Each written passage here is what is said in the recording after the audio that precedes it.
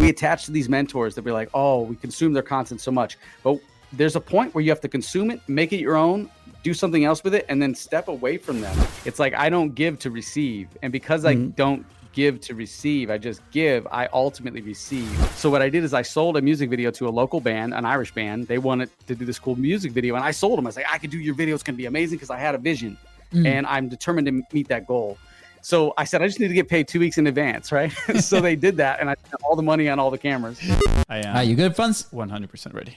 100%? Yeah. You sure? Okay. Fix the hair. All right, here we go. We've got some. Hey, I'm Luis. And I'm Luis. And you're listening to the Content is Profit podcast, where we talk about entrepreneurship, mindset, and of course, how to turn your content into profit. Go ahead to contentisprofit.com and join the community, guys. Woo, baby. Oh, yeah, the jams. I'm feeling the rhythm today. But even more than the rhythm, I'm feeling today's topic, and today's guest is going to be absolutely amazing. Wait, before you say that, because I know it's going to be amazing, but okay. This just came to mind. You know when they go with a saxophone, like... Yeah.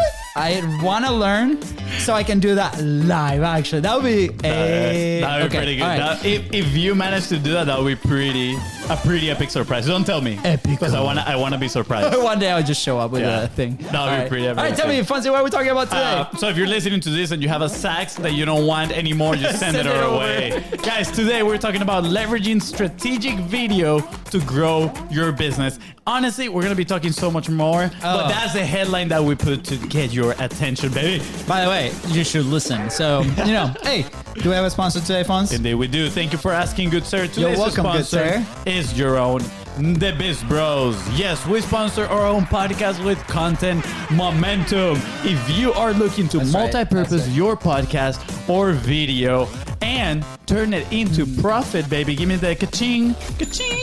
Yes, slide in the DMs at BIZBROS Co on Facebook, on Instagram, and we got the strobe lights again today, guys. Okay, Fonzi, we need to maybe revisit this, because yesterday we were talking about like, what do we sell, right? And yes, we do sell that, and it's incredible. It's a vehicle. Oh, baby, but there's so much more. So it's so much more. We'll tease it for the next episode. Yeah. We'll sprinkle it throughout. So you definitely have to follow the show, because every Tuesday, Thursday, and Friday, Thursday and Saturday, these audios are dropping with incredible value.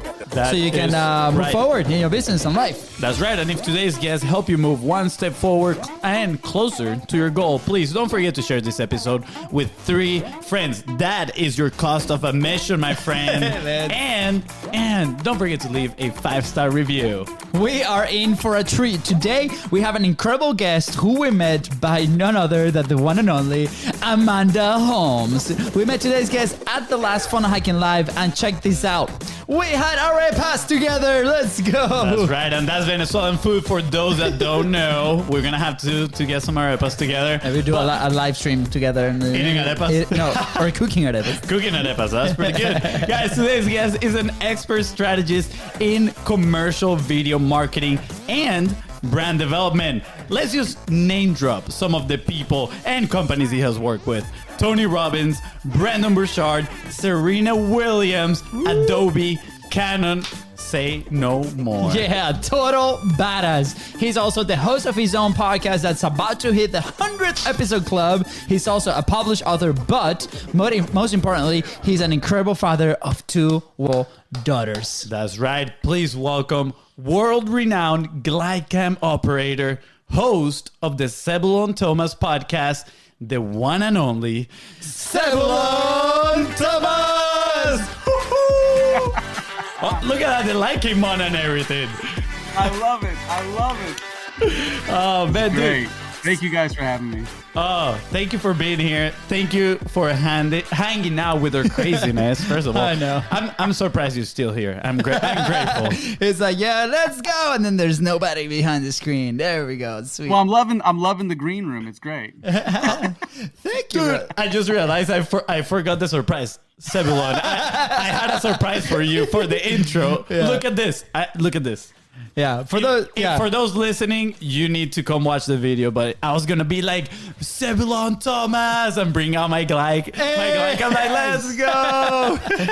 Yes. But I failed. Oh, I love it. There's a funny story about this little contraption here. But Zebulon, thank you so much for coming on. I mean, we connected in this live event. We were fortunate enough to share dinner with you, man. It was so cool to share stories and have that conversation. Obviously, we're super honored. But for those that might not be familiar with you, with what you do, can you share a little bit of like your story, like from maybe your beginnings, right, in this like video world, in this content world, and we'll go from there. Yeah, I'd love to. So first of all, thank you for having me on the show. You guys are amazing, and I did enjoy the food we have. We'll talk about that too. Yeah. So I got my whole career jump started really in 2016, but I started at, like, a lot of people don't know the hustle. They don't know the grind. They don't know how hard it takes to get to some places. And that story right there is important because a lot of people see some of the stuff I've done and like they're inspired, and that's great, but they go, oh, I'm just going to go do that. And that's cool. But when it doesn't work out, don't stop, So, I mean, there's many years I worked and I didn't know I was getting anywhere, but it's all that effort that you think you're trying to move that mountain, right? And it doesn't look like you're moving the mountain, but then you do, right? So I started out with a simple phone call. I had a satellite radio show. This is back in 2011. And someone gave me the opportunity to speak as a life coach, as a motivational speaker on a satellite radio show. And then they gave me the opportunity to introduce people. So I was doing all this stuff, and my father actually mentioned, hey, you should get this guy, Devin Supertramp, on your show. Like, it'd be really cool. I'd see his videos, he's geeking out. He's always telling me about his videos. I'm like, all right, Dad, And I'm watching this guy's videos. I'm like, holy cow, this is really cool. So then I get Devin Supertramp on the show, and this is when he was filming the Far Cry video in Hawaii, right? So he's on the show, and during the show, I was like, wait a minute, you do YouTube videos? Like, you do this, you do that? I was like, oh my gosh, I want to do that. Like, I want to do that. And he just gave me some really great pointers and opened the door a little bit for me for some things I was working on. And within a year's time, I was already on YouTube creating content. I was just going at it. I was having so much fun. And what really built my whole platform up on YouTube, I don't have a big following still to this day on YouTube, but things happen in the background. Sometimes things happen backwards, right? Like, you want the big following. For me, the big following was a slow grind, but it was enough to excite the big corporations and the big brands to go, we want what this guy's doing. And they saw what I'm doing, and they realized, hey, if we can just get him to work with us at this stage, we will be able to work without breaking the bank. And so that's what it did. I got a break with Mountain Dew. I got a break with, even just like Metro Parks, Cleveland Metro Parks, and all these places around my area. And I just started just dousing them with massive value. Of course, I get all that. This whole strategy of what I've built over the past years, how I built my entire career, was basically based off of the Dream 100, Chet Holmes, and learning his philosophies. And I took it in a different world. I took everything I learned, even from like all the different people, the Tony Robbins, all these different people, and I said, how can I apply that in video production advertisement?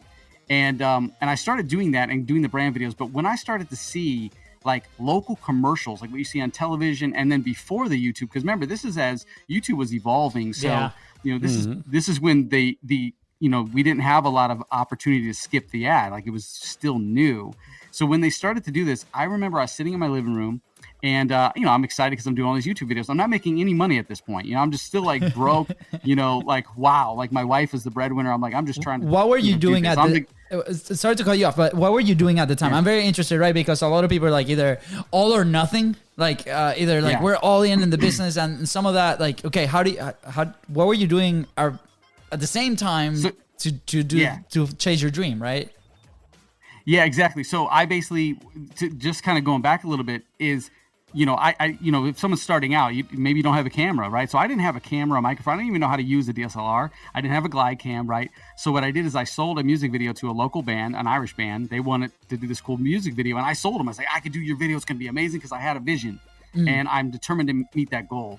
So I said, I just need to get paid 2 weeks in advance, right? So they did that, and I spent all the money on all the cameras. And the cameras and everything, GlideCam, showed up like literally 3 days before the shoot. Wow. And I was like, all right, now I have to figure out how to do this. How do I use this, right?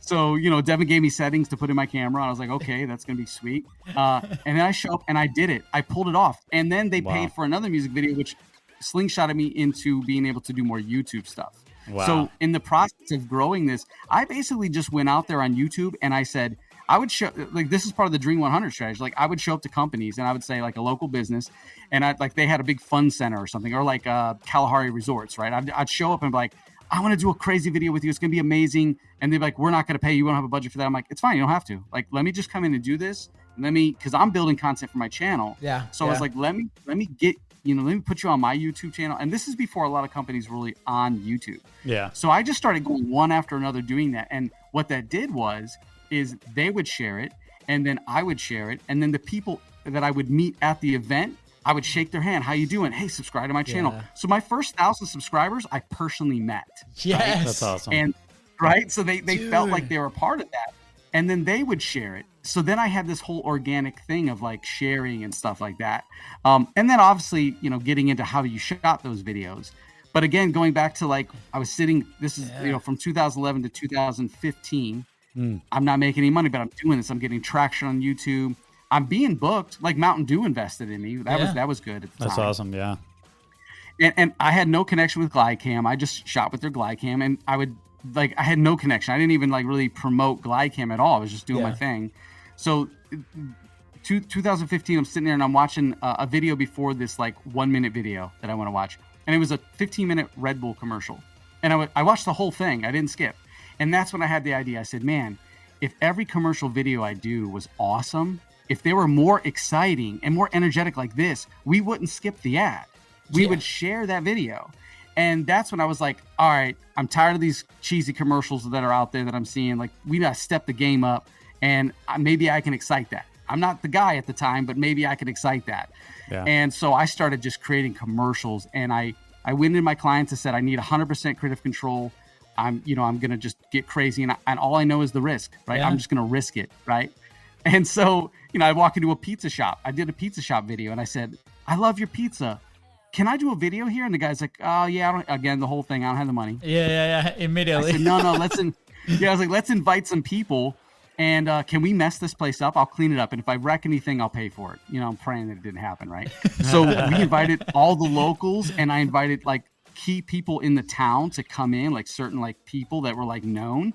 And we did this pizza shop video, and we like destroyed the place with a food fight, right? But it was it was so awesome that not only did he get business, and he launched a franchise and still used that video to carry on. That was like his main video. Wow. But like months later, this like cities came to me, like Cleveland and Medina County, and like different areas like came to me and said, can you build us a city video, like an attraction video to come to our place? Yeah. And it was funny. I was like, oh, how did you hear about me? And they go, well, at this board meeting, I guess this big board meeting, they all got together, and they were like, one person was like, I like this video. We should get the guy who did this video. And someone else was like, you should get the person that did this video.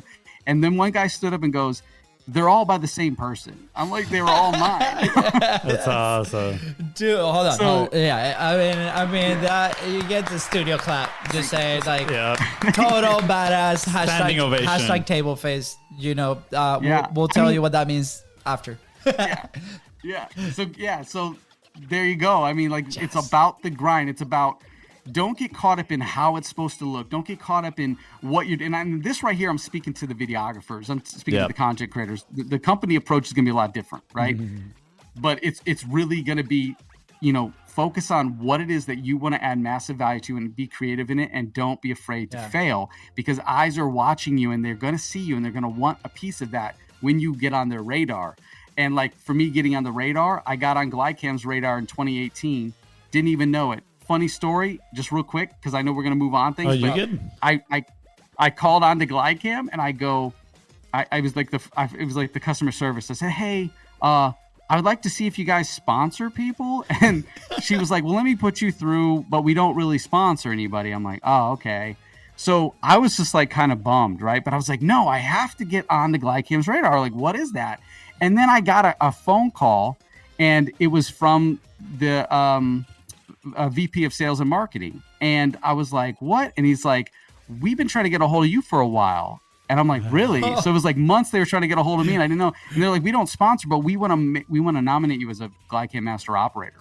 Cool. And that was one of the top three. Then it was Devin Graham, Chad, and me. And so like if you look on GlideCam.com, you'll see under masteries. So it was like, whoa. And then again, it was like, okay, you get these titles. Yeah. What do you do with it? Yeah. What are you going to do with the title? Yeah. Oh, man. Wow. I love it. Yeah. So good. Continue, please. Before we move on. Yeah, Fonzie has a good question. I'm going to turn this light off first of all, because this strobe, the party light, it's a little too intense right now. For those listening, guys, by the way, they haven't sent us the lights yet. So, well, this is the story behind the light. Like the little contact thing doesn't really work with the battery. Like it got stuck, and we've just been lazy. We haven't really ordered a new light. Aperture, if you're listening to this, we need to be Aperture master operators. We pretty much we use this every single week. So please, we need some new stuff. Send it over. Dude, Zebulon, I love your story. All of it. I think it's absolutely amazing. And I have so many questions, right? Honestly, one of my first questions is, and this is like just totally selfish, right? Because I used to do video for like events and companies like that, like very freelancing, right? Again, I feel bad because it's actually not a Glycam. I tricked you. I'm sorry. Yeah, I use that. Was it steady? I use a cheap knockoff. No, it's called the Flycam. We got to get you a Glycam. I'll take it. That's right. But I used to go with I'm gonna call it Glycam just because for the sake of the episode. That's the category king. Is the category king, right? So. Yeah. I used to go with my Glycam and my DSLR, right? And I would show up and record these videos, and it was a lot of fun. But honestly, and I feel like a lot of, especially creators that are selling media to other companies, they struggle a lot with this, is pricing. Dude, I would charge like $500 for like this video. It was like let's say a 2-3 minute video that like, it was good, at least in my very subjective opinion, right? But I mean, the people would tell me that it was good, right? And I never thought, like, every time I would find myself working on the video, I was like, I love it. I know I'm delivering a lot of value, but man, this is not enough. Like, I'm not charging enough. But I never either got the confidence or I never knew exactly how much to charge. Like, pricing creative projects is a challenge, right? I mean, I don't know if it's like a mental block, but there's not a guide for that, right? And if you look into places, prices are all over the place. There's people that charge 5-6 figures, right? The other day I saw this video. It's a 1 minute commercial ad. It's a $100,000 deal for a 1 minute commercial ad, and I'm like, dude, and I was here charging like $500 for like a 2 minute video, right? Well, I mean, imagine you film for the Super Bowl. I can tell you, but we won't do that. But it's up there. It's insane. So for those like okay. Yeah. I guess the question where we want to go there is like, okay, for creative work like that, right? Like, what would be like a good framework? Like, what are some of the challenges that you had to go through and be like, okay, maybe people can learn from this? Yeah, so I did struggle with that at the beginning because I was like, ooh, because here's the thing, you never want to you want to get out of the whole aspect of going to a client and going, how much do you have? It's not what you want to do. You got to set your price. You got to stick to your price, and you got to remind yourself, where are you at in this career you're creating, right? Mm-hmm. If you're at the very beginning, you need to be very lenient. You need to be very adaptable. You need to go out there and just do what you do best, right? So my recommendation at the very beginning is, it's if you work your butt off really, really hard, you can accelerate this fast, right? And just never give up. Because like I was at a point where I was almost going to give up. Like literally, part of that story I was telling you about before I really went into it was the turning point was I almost had my stuff on eBay. Like I was going to sell everything on eBay because it wasn't working. And, my family members were like, all you do is play with YouTube. Like, come on, man, get a real job. And I'm like, I'm destined for bigger. I know I can do this. I'm really good at this. I self-taught everything. Yeah. And just know at the time, nobody was, picking it up. And the reason is technology changes the game. So, if I had these tools many, many years ago, I'd be like, oh, yeah, it'd be great. But technology wasn't there. The society shifts and the market shifts. You got to understand what's going on in the market to where you can add value. So if you can understand what's going on in the market and whatever you're filming, you go out there and add massive value, they will write the check for you, right? So like if I go out there and I say, hey, guys, we're going to create this video and I'm not going to charge you anything up front, right? I want to get my name out there.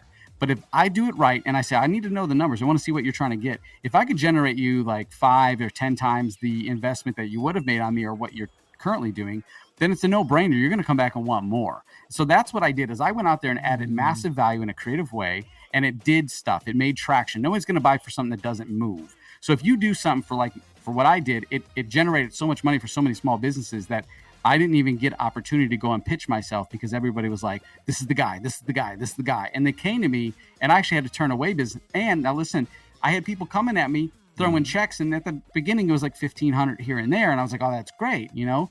But when I started to realize what value I'm getting them, someone's paying me $1,500 and making $200,000 off of something like that. I'm like, okay, well, I need to change my game a little bit. Yeah. So you got to just add the value. And it is hard. Like, you know, you have different stages of this, but what it comes down to is you have to find out where you want to go in the market. Like, what business clientele do you want? Yeah. Is it B2C, B2B? Are you doing your own thing? And then you go out there and just add value to them. So what it does, you have to learn to play a long-term game. It's not a short-term game, right? It's a long-term game.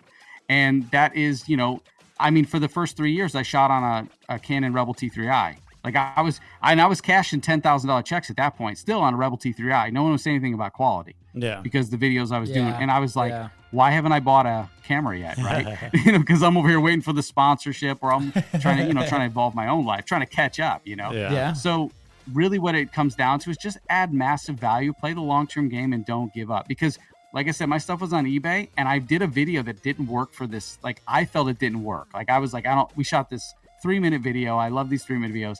And he kept coming back going, dude, because I was like, let me do another shoot. Let me do it. It's just the lighting's not right. Like, and I usually never had that problem. Yeah. But it was something that needed to happen, because when he says, just give me a 30-second video, maybe 2, I was like, dude, 30 seconds? And I was upset.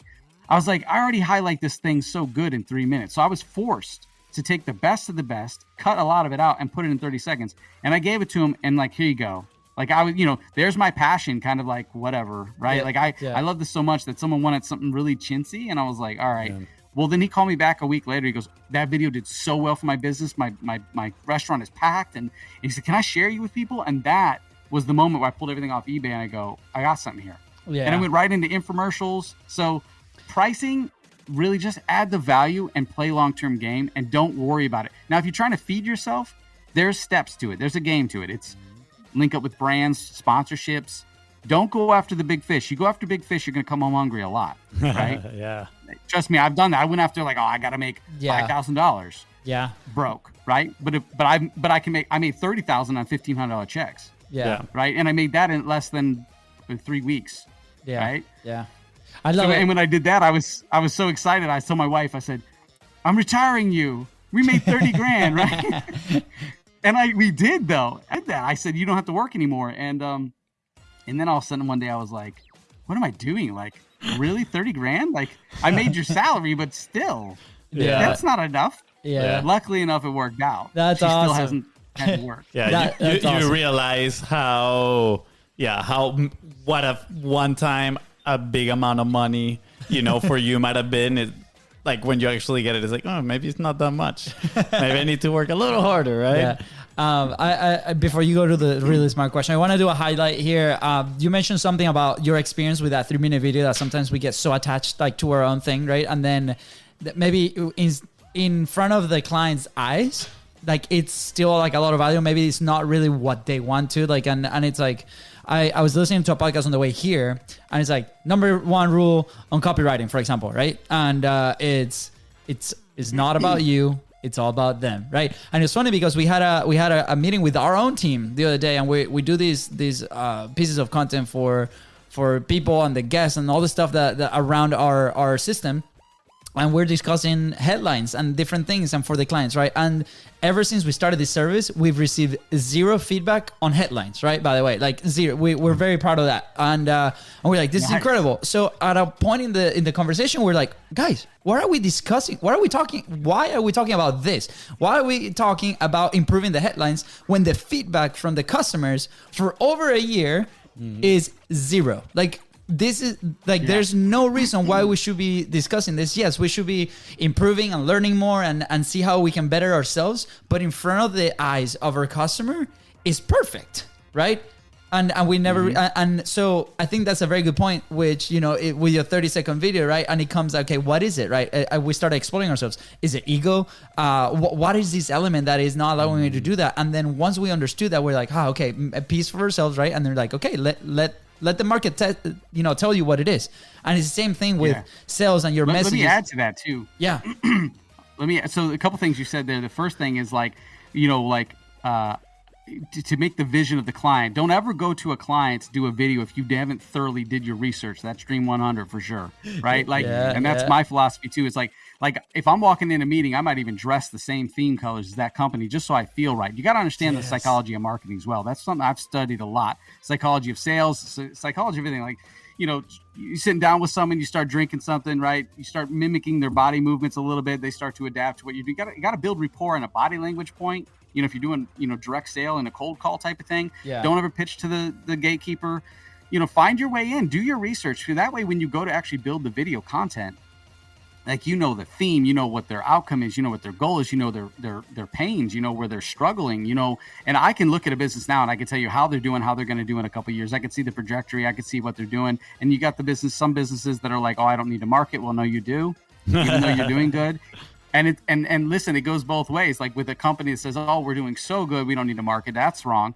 But let's go back to the videographer, right? You talk about you getting zero feedback, right? Like if I get zero feedback, it sucks. So that's why I have my brother with me. Yeah. And I say, dude, I'm not interested in anybody telling me, dude, it's so good. Listen, it's good because I put everything I could into it. I need to know why it's not good. Like, the so good doesn't help me evolve. Like, it's great, but if you stay in the so good phase, it's just like working out. If every day I'm walking up that hill and it gets easy, I'm not walking anymore. I got to start running, or I got to put weights on my body, because I'm not doing this to get comfortable. I'm doing this to continuously evolve. So if they're not putting pressure on me, I go somewhere else. And that's one of the biggest factors. If you're a videographer and say you're doing weddings and you're trying to move out of weddings, you got that down, that's cool. Maybe that's your thing. But then go over here to the left and do a nonprofit, or do some crazy video, or challenge yourself and go in low lighting where you cannot film in low lighting, and find a way to make it work. Yeah. Like if you're not challenging yourself to get the shot, if you're not willing to, and that's why I like the glide cam so much, because I'm running, I'm physically activating my body. And so when you see a video of mine, it's because my physical body has been activated and full of energy. Yeah. So that projects the same thing. I've been hired on a lot of things because they found out that I do the video, I film it, and I edit it. So many people, I mean, that's nothing wrong with the team to do with it, but you lose that when you spread that out. Yeah. Because I was there, when I come home and I edit that, I know exactly how to add that energy. Plus, if my camera's doing some weird things, like the aperture or something, or ISO, I know what I can't fix in the camera, I could fix in the video. So if you know that, I'm like, oh, I'll just get it slightly close to where it needs to be, and then I'm going to fix it in editing. Yeah. I mean, that was one of the biggest things I learned when shooting video, was like, that I love, right? Because like you said, when you film and then you have somebody else edit, like that vision kind of like gets lost. It's kind of like playing that game, the phone. I don't ever know in English how do you call it. In Espanol, it's telefonito. Sure. But it's like it just gets a little bit lost, that vision. But you shoot to what you want to edit at the end. I have to send you some pictures of me using the glide cam. I think I will make you proud. Yeah. But I have a question that's been like eating me up inside. You say a lot, add massive value, and I absolutely love that, right? I truly believe that is the way, like you said, like Dream 100, but not just on a, and I don't mean like a Dream 100 is this, but like, don't deliver value with just because you're expecting something in return, right? Like just deliver value because that's what you really want to do. You're here to serve the other person, actually help them, right? And I know it has to go back to the manifestation, or like the Tao. I follow the Tao a lot. So it's like I don't give to receive. And because I don't give to receive, I just give, I ultimately receive. I'm never thinking about what I get back. I just go, bam, here you go. And I enjoy that process so much that it becomes to the point where everyone just comes to me. And it's just part of that. You don't have to think. You don't have to go out there and say, I need to go find clients. You focus on, and I'm going to shout out to my friend Milan V. Milan V is a guru of mine. Like, he's great. He's an amazing guy. And he told me a long time ago, he said, dude, stop looking everywhere else. Blinders on, look at your camera and what you can do in that camera, and add that quality that you want to everyone. And don't think about everything will come to you. I'm like, all right. And then once I started doing that, Everybody. was that? I love that. Wait, because I didn't finish my question. Don't go yet. Yeah, I'm sorry. Yeah, go. No, you good. My brother is both. not.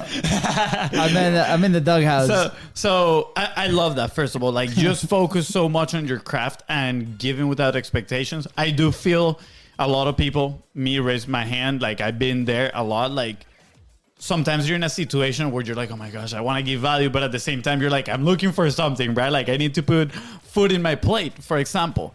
But the question was going here, right? Because you hear it too in social media, add value, right? Like go in here and add value. A lot of people are use that phrase. So what does adding massive value looks like for you, right? Like For me. yeah, for you specific, because I know that this can be somewhat subjective, right? But I think by you sharing your opinion, people might have a bar, right? A measurement to say, wow, I'm not adding maybe enough value in the marketplace. I need to do a better effort. Well, at a baseline and a personal level, you know when you're not putting 110%. So if you're not putting 110%, even in the meeting, before you even pull out a camera, you're not adding the value. You have to go all in. And it also comes down to the fact, for me, adding massive value is knowing that when I deliver something to the client, that it's something that is going to be so next level that I know for a fact that everybody else is going to want to figure this out or model this in some way. When someone says, do this because this looks this way and I like that, I always turn the other way. I never follow a trend. I try to be the trend center. Yes. Right? We don't know how good we had it, right? Until years later. Like everything I do now, I mean, I'm so good in tune with this stuff, but it doesn't mean that I'm gonna be on point. But then in a year now, I'm like, oh wow, I was way ahead of the game. So like, for instance, I have an incredible track record. I've never not doubled, tripled, and quadrupled the scale of a business on their investment with me or anybody else. Like I've blown that out of the water, and I've never failed a business. So I'm not saying I won't, but I'm saying it's because I risk everything. So one of the things I would like to speak to the videographers on this quote right here is that, you know, you have to fail 1,000%, 1,000 times behind the camera, behind editing before you deliver that footage to the client. They don't know. They don't know that your computer crashed. They don't know that you didn't get the shot right, or this shot didn't turn out, or the audio was crap and you had to go redo it. As long as you go through those processes and make sure that it's awesome before you turn it over to a client, you'll have little to no feedback from them to go change this, tweak this, if you did your research and you applied yourself. Yeah. So for me, adding massive value is delivering something to a client and they're going, oh my gosh, this is great. Now, if they come back and say, can we tweak this? That's fine. You got to be ready for that, because it's not that you didn't. It's just there's so many moving parts in this, and you might not see something. So just because, no matter how many times I scale up to a different business or a small business, you know, I've been working with both. You know, you got your mom and pop shots, and then you got your huge billion, Fortune 500, whatever companies. So it's like when you're dealing with this, they all have the same thing. Like they all deal with the same problems, just they move bigger money, and you're generating bigger dollars. So it's the market, it's the reach. So to add massive value, know that this fits in with their prospects. It's going to deliver what they want. And also listen, I've had amazing videos and they've had no team to do it. So you also might have to wear those hats to go, you know what? I can already tell you that when we put this video out, it's going to flop because your team is not ready, because you do not have the social media stuff in place. You have not been, you have not been playing the game. Yeah. You have not been exciting your clientele. So that's also, you got to know when you switch from brand exposure, like creating the brand and getting that brand awareness out there, to versus sales and direct marketing. You have to know how to do all that. So adding massive value is to understand all of that before you step into this and go, I'm ready. Yeah. Oh, I love that's it. Powerful. Preparation is key. That is so powerful right there. I feel like a lot of people are now rushing the process, and maybe the research that they do, the preparation that they do, is like they just like skim through things, right? And fun fact, actually, cut corners. Yeah, cutting corners, right? And fun fact, this morning I was preparing. We had a call with one of our clients that now we're helping them. You know, when they don't have a podcast produced, we're like, dude, don't worry about it. We're going to do the research in your industry, what people are looking, what people are asking about, right? We're going to set up all the topics. We're going to give you all the headlines. All you got to do is show up, because we cannot do the talking for you, right? And our client came in and we started talking, and it felt so good being so well prepared. Like, I honestly, it's a client that's in the real estate industry, right? And I personally don't have that much knowledge of the real estate industry, but after doing proper research and, like figuring out what is it that people want to learn, it felt so good just showing up and being sure that you're actually over delivering, right? That you're adding massive value to this person. Like it feels amazing. And at the end, I actually asked him, like, hey, so far, do you have any feedback on the process that we've had since you started? Right? And I was like, man, honestly, I don't have any feedback. He was like, honestly, I feel like I've, wasted some of your time. And I was like, no, dude, like this is absolutely amazing, right? Well, that's a good point because like, for content creators, like if you are an independent person, you're a videographer, whatever, and you got all this down, like you might be focused on commercials, car commercials, whatever, and then someone like real estate might come to you, and that happened to me. Like I have done real estate before, but I got hit with a commercial real estate opportunity. When my commercial real estate contract came through, I was like, I felt so stupid because I was like, so we're filming a house? No, commercial real estate. Okay, so where's the building? It's not. It's a lot. Wait, what? Oh, we're building on it. Okay, I need you to do a drone because we're gonna put some like 3D stuff in here from our design guys. I'm like, okay, so I did the drone, and then we start to get the things built because they take this stuff to trade shows, and it's a huge industry. So if you can get into commercial real estate, you're gonna grow big. But even in real estate, I look at all the people that they're doing. I go, let me do something different. Like everyone gets the camera, does the walkthrough, does the drone shots, and they spend too much time on drone shots. Like drone shots should be, 2 to 5 seconds. Like they're not the whole dang video. Like they need to be like, that's what makes it exciting when you see a shot blow. Wait, we just saw overshot. That's cool. Like make it cinematic. Like, so they do all these videos, but a lot of people are shortcutting things, and I don't shortcut. Like I will build it. I'll figure it out. I'll do something different. And also you gotta find what's good for you. Like I'm a Glycam guy. Like it's an extension of myself. I don't have to worry about powering it up.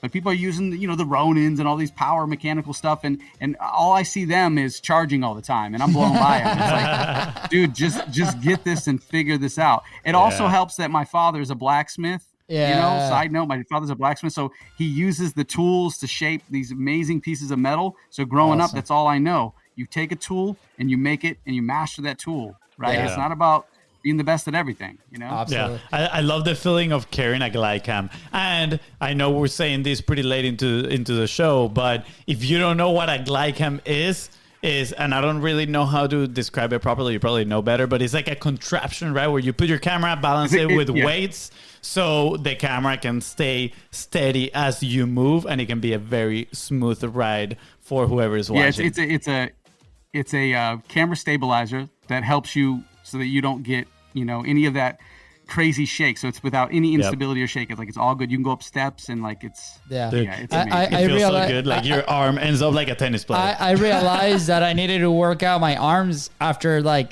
2 minutes with a Glycam. I'm like, this is not for me. Dude, but it's, FONZI did a really good job. Appreciate it. Thank you. Zebulon, I'll send you one of the videos that I did, and you can be the judge. I would love to have your opinion.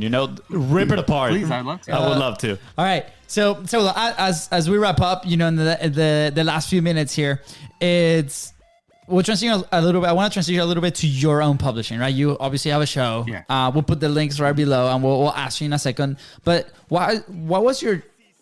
Do you remember a challenge when you started publishing yourself? You're like, okay, I've been doing all these videos for this company. Like I've been a creator for a while now. What was your biggest challenge when you started publishing? What it was your voice, especially with the podcast and everything that you do? Yeah, I think it came down to really like, am I worthy enough? Right? Like we have that self-doubt. Like I got to talk about me now. I got to talk about my successes. And, like I had mentioned before, my social media following did not grow as much as I thought it would, because before it could grow, I left social media for about 2 years because the background companies were having me so busy that I was like, why do I need that? And, I'm not a business per se. I'm an icon or some sort, or a professional. I don't need to be so much in the public, but I find myself in the public a lot. So to speak on these things and create my own courses in my publishing, it was like, do I really have what it takes to share? But I'm like, when you look at everything you did, I had to say, well, let's take all the fluff and hype out of it. So what? I did all this stuff for these great people and these big businesses, and I made millions of dollars in the market. Yeah. what about at the core? Where did I start? So I try to remind myself, go back to where you started. You know, when you had one camera, it was easy. When you add two cameras, now you spend 20 minutes trying to figure out which camera angle, what lens you're going to use, what microphone. It gets too complicated. You got to simplify things. And so I started there. I said, you know, if I'm going to reach people, who's my target market, right? So at the very beginning, it was videographers. I was laying down a blueprint for them to follow. And a lot of them, if they followed it, they would succeed. You know, they'd find their own. And it's about attaching to something and then detaching. So like we attach, I'm going to use mentors, right?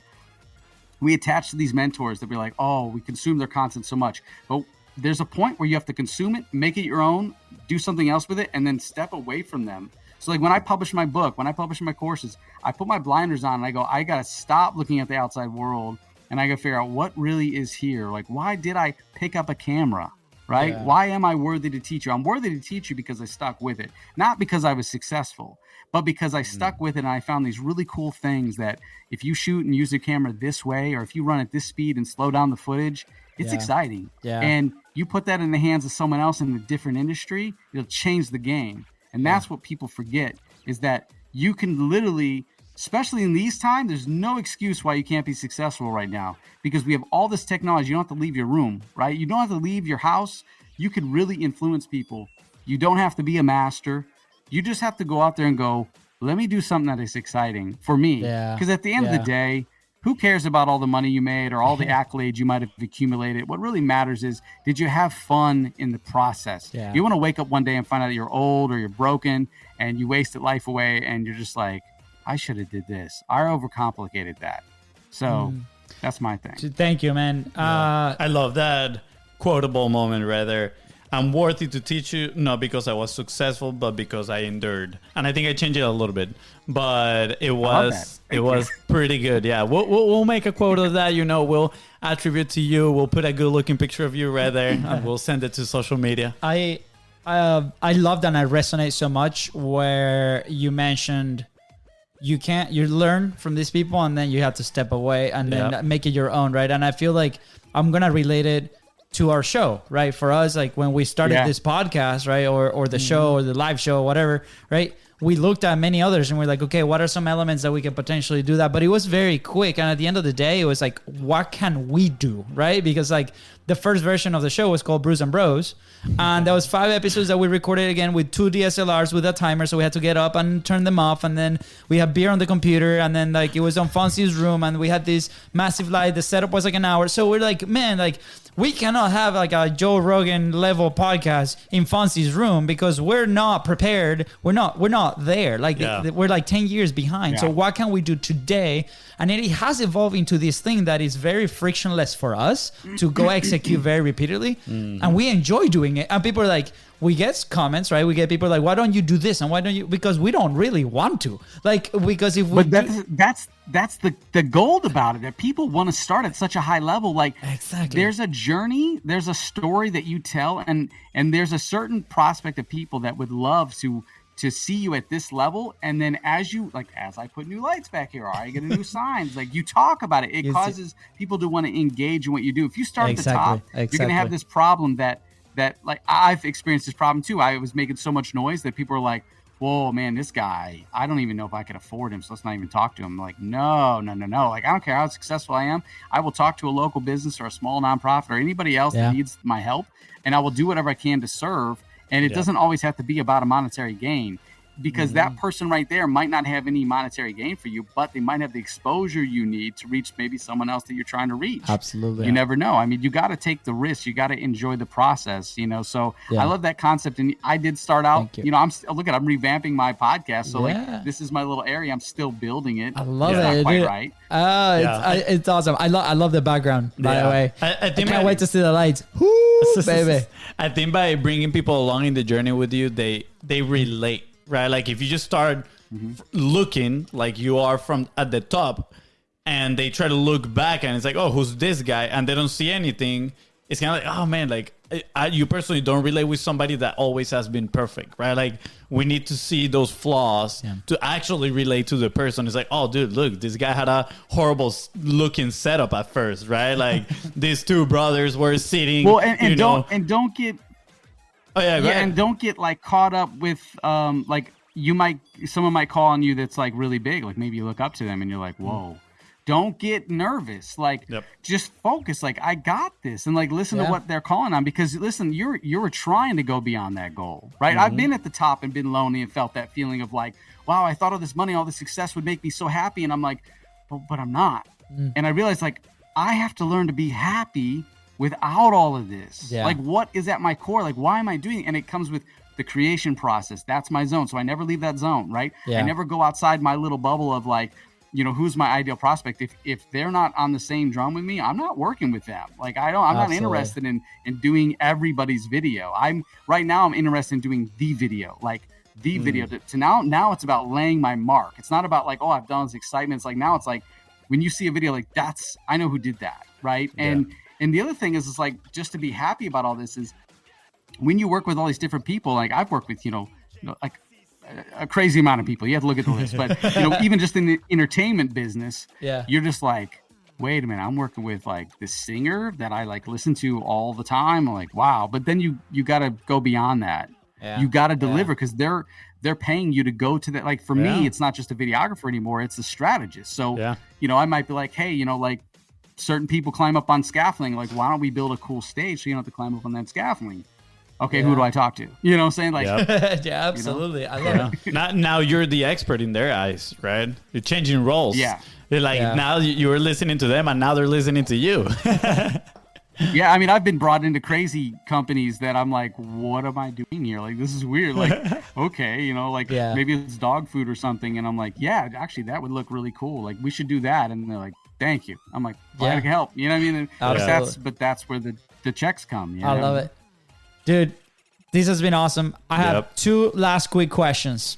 Yeah, man. Favorite questions. Number one is, what is an action point that somebody, starting to publish, maybe they're in the video world, right? Like, what is something that they can do today to continue to move forward, right? Gain momentum. Write the book, right? Just start writing. If it's a podcast, start writing the podcast, creating the graphics, buy the first piece of equipment. When you commit to something on a financial level or even just an effort level, you'll follow through. So go buy that camera. Maybe I'm not saying everyone gets in debt, but I'm saying go spend the money on that. Or start with a small camera, right? Or a microphone. Let's shout out the Rode mics. They overnight this is my mic broke. So Rode, thank you, Rode. Thank you, Rode. Go find the quality you want and commit. It's the same thing as like, getting in shape. If you want to get in shape, what do you got to do? You got to if you can't do 25 push-ups a day, do one. Do something every single day that moves you towards that goal. So like if I was starting out wanting to do a podcast, I would start just going live on my YouTube channel. And I would start, even if I don't have the right mics and I'm just using the camera lens, I'm like, guys, I'm going to do this podcast, because you're going to mess up so many times before the people come. And that's fine. That's a dress rehearsal. So just go do it. Just go do it, man. Oh, so good. I love that. Financial commitment leads to action. Quick story. Yeah, that's what happened to us with the podcast. We bought this whole equipment, and then it's like, guess what? We got to use it now. A year later, we're like, crap, that's the thing. Like, Katie's like, what's that thing in the closet? Oh, man, yeah, we spent a bunch of money on that. Let's use it. Yeah, I have that. Dude, Zebulon, where can people find you? Where can people connect with you? I know that you're revamping the show. Was it new? Like, where can we go? Yeah, so my show is now called Think Like a Strategist, and you can find that on Apple Podcasts. But if you want to just go to find everything about me, you would go to ZebulonThomas.com. And when you go there, you could find me on all the platforms that I'm on. And if anybody wants to really communicate with me, the number one platform that you can find me on, actually get me on, is going to be Instagram. I love that. It's very quick and easy. But anywhere else, I might be a little bit of a ghost. Awesome. Where would you be if you never started publishing? I'm curious. Ooh, if I never started publishing, I'd nowhere. That's the only place I would be. Like I can't say that I wouldn't have started publishing. Damn, I've never been thrown off by a question. That is a great question. I love that question because no one's asked me the question that really threw me off. Where would I be if I never started publishing? Dude, I don't know. I've been an entrepreneur since I was like 16. Like, I lived on my own since I was 16. So that's a good question. I'll leave it for part 2. Homework. Yeah, please. Homework. Please do it. I do want to say one thing. I got to say this because I recently just created and produced a new podcast for CHI and Amanda Holmes. It's called the CEO Mastery Podcast. It's so good, by the way. It's so good. It is heavy hitting, very detail oriented, really good for business. Yeah. And with that being said, if you would like to know one of the biggest challenges that might be holding you back in your business that'll help you over the next 12 months, take the quiz. And this is where I'm going to plug. Take the quiz. If you're a business owner, take the quiz at howtodoublesales.com. Ooh. Take it. It's so good. By the way, and go listen. We'll leave all the links. Thank you, man. So we love you guys. We love you. We love Amanda. Everything that you guys do. We're right there. Just so you know, that moment where we're eating arepas together is a special moment for us. Yes. So good. It was so good. It's seriously, it's dear to my heart. I love that.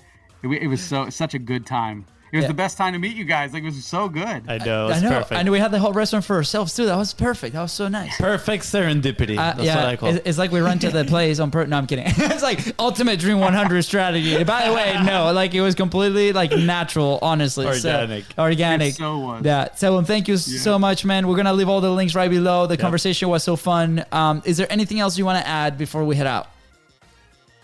I would say just go out there to anybody watching this, listening, whether you're a business owner, a videographer, a content creator, and you see this, just go out there and do you. Just don't try to be a copy. Just be the best that you can be, because you are going to change the game. And if it's not happening for you right now, just know that the industry and the world is changing so rapidly. At some point, it's going to shift in your favor. So build your little gold nugget over here, even though it doesn't fit in with society or the market right here. And when that opportunity happens, I won't say it, a quarantine, right? Or something that slows down the world, a recession, right? That gold nugget is going to go here and it's going to help a lot of people. So just be patient, long-term game. Ah, so good. Love it, man. I just want to say thank you. Appreciate you, Zebulon. Yeah, this was amazing. I had a lot of fun and can't wait for part 2. That's why I'm going to leave right there. I know you got homework, part 2. With that said, guys, thank you so much for tuning into the Content's Profit Podcast. Go ahead and follow the show and on social media at BIZBROS. Go. That is right. And if Zebulon here helping you move one step closer to your goal, please don't forget to share this episode with 3 friends and leave a 5-star review. See ya. Bye, guys.